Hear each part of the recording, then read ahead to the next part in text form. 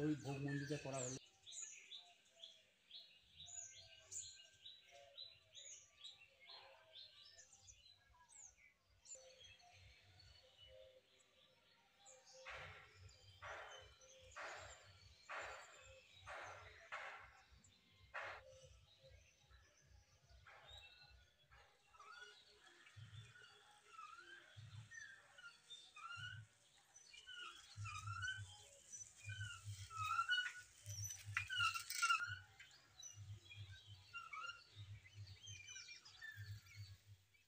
খেপা বাবা তো আমাদের, হ্যাঁ, আমরা তো ছোটোবেলা থেকে দেখে আসছি খেপা বাবার এই আটন।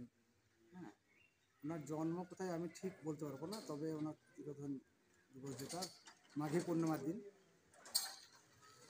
1310 সালে। হ্যাঁ, যে সমাধি মন্দির রয়েছে এখনও পর্যন্ত, ওখানে সমাধি হয়েছিল ওনার।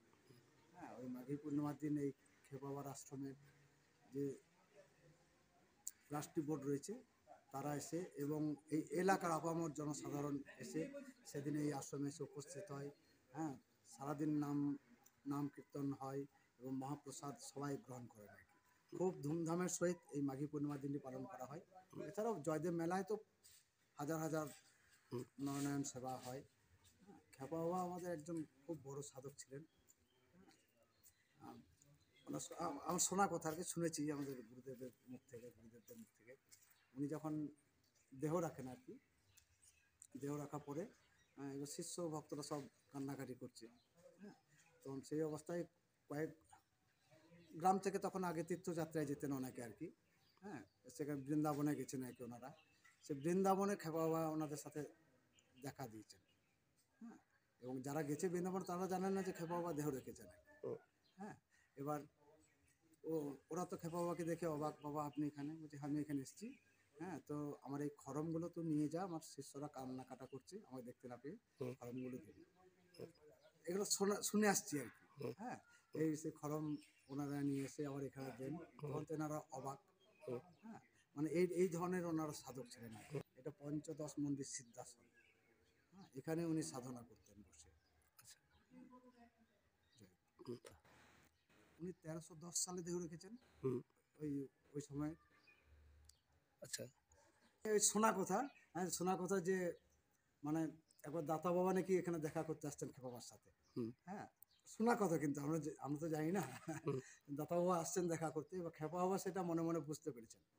হ্যাঁ, উনি আসছেন ওই বাঘের পিঠে চেপে আসছেন আর কি, মানে খেপা বাবাকে একটু অবাক করার জন্য, যে বাঘের পিঠে চেপে দাতা বাবা আসছেন জয়দেবে খেপা বাবাকে দেখা করতে। তো খেপা বাবা সেটা বুঝতে পারেন আর কি। তখন তিনি কি করেছেন, একটা পাঁচিরের ওপরে চেপে যে চল ওনাকে নিয়ে আসি, সে পাঁচির ওপরে চেপে যাচ্ছে, তাহলে কত বড় সাধক ছিলেন আর কি। মানে এই ধরনের আমরা শুনে আসছি আর কি।